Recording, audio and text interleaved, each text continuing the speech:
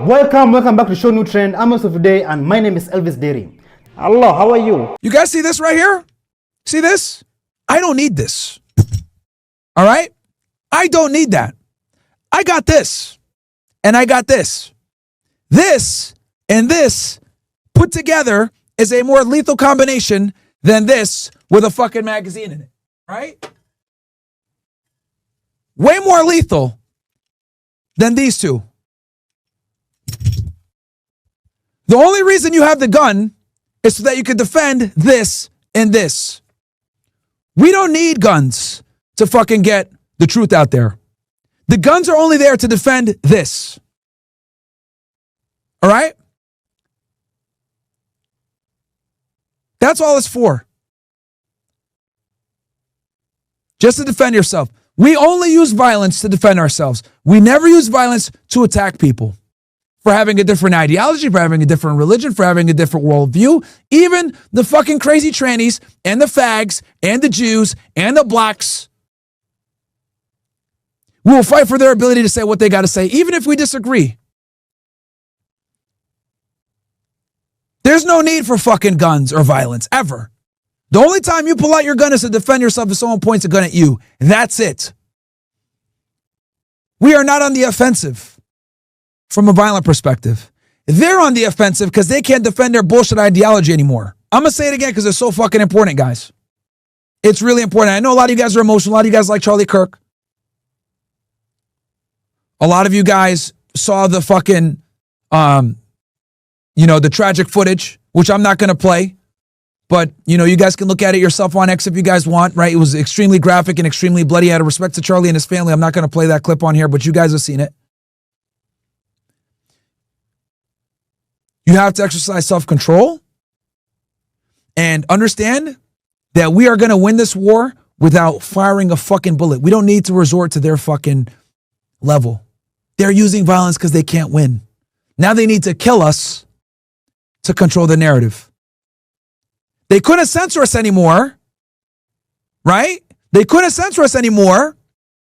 Trump became president, censorship receded. Now, people that were banned, people that were fucking censored, people that were getting, hit with, all types of censorship problems. Now we're breaking a containment. Nick is huge. He's got 170,000 people watching him live right now. Right? This channel, we've gained, 200,000 plus in the past year? Right? So the reality is that when you got the truth on your side, it's a matter of time. And since the censorship is chilled out, now we're winning. We're winning so much that they had to fucking go after Charlie. Because Charlie was one of the chief architects that helped put Trump in office. Got to give him credit for that. He basically ran Trump's ground game. So they said, you know what? We got to get rid of this guy. And they fucking had to shoot him because they're bitches. Because they're fucking pussies. That fucking loser, you know what that guy could have done?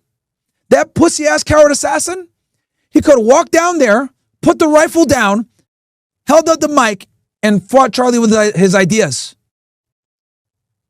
That's what he could have done. Charlie would have talked to that fucking fag, whatever he is. He could have put that fucking rifle down, walked up to the mic, and used his brain. But knowing that he couldn't do it, what did he do? He picked up the rifle instead, and he took the coward's way out. Like the left always does, and these fucking stupid-ass liberals. They can't win in debate, so what do? They call you a Nazi, they get you banned off social media, or, in this case, they fucking assassinate you.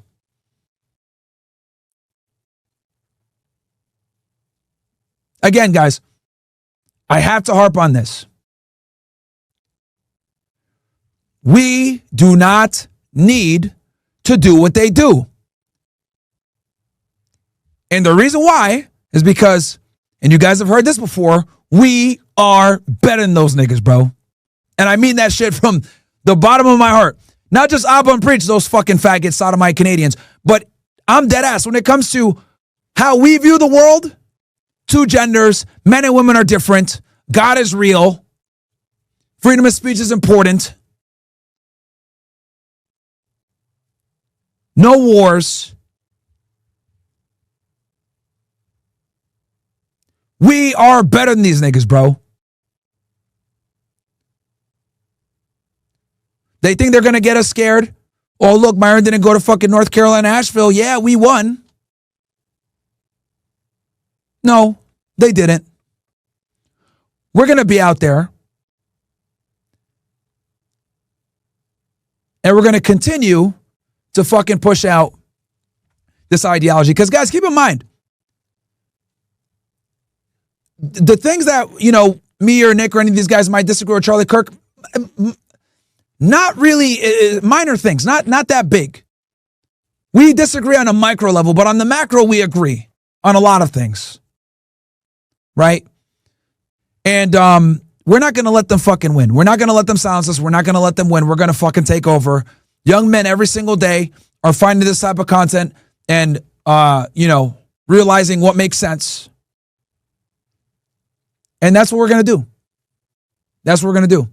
They want us to rise up with arms and retaliate the way that they do. We're not going to do that shit. We're not going to go for the fucking bait. We're not going to take the bullshit bait. So, very important that we understand this.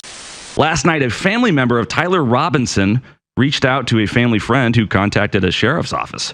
Dinner a few days ago, another family member mentioned Kirk was coming to UVU and that Kirk was full of hate and spreading hate. Tyler messaged his roommate on Discord about picking up his rifle from a drop point, saying the rifle was wrapped in a towel. That's where authorities found the rifle. Tyler was then taken into custody around 10 p.m. local time. And there are a bunch of rumors that are swirling, details that are swirling around the relationship between Tyler Robinson and his family and his father as a former employee of the sheriff's office, apparently for 27 years. And as details come in, of course, we'll be reporting more. But this is, in my opinion, a classic example of just autistic incel rage. We've got this engineering student, supposedly an engineering student, who scored nearly perfect on his ACT. I think he got a 34 or a 35, a perfect score. And then a 4.0 GPA.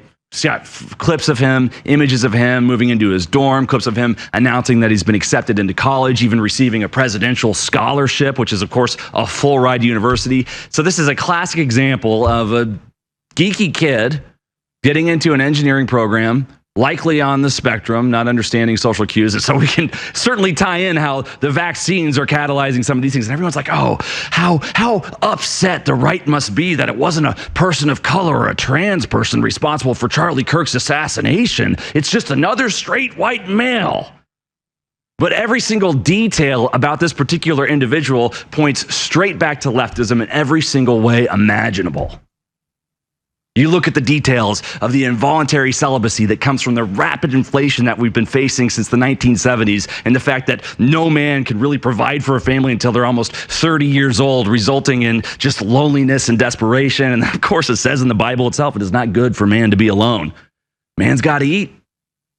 And so somebody like this Tyler Robinson might see a Luigi Mangione, who came out famously for assassinating that healthcare CEO, and how he was just cheered and raved, similar to the sickening way in which these women celebrated Ted Bundy. And this incel is thinking, all right, if Luigi Mangione is getting all this female attention for attacking this healthcare CEO who nobody even knew who that was, then all these same women must absolutely love and adore me if I'm the guy who whacks Charlie Kirk. This is the autistic spectrum leftist mentality of this utilitarian philosophy that it's okay to kill one innocent man if it means it's going to save thousands of trans people from committing suicide, with absolutely no consideration for the fact that maybe the SSRIs are more dangerous than the AR-15s.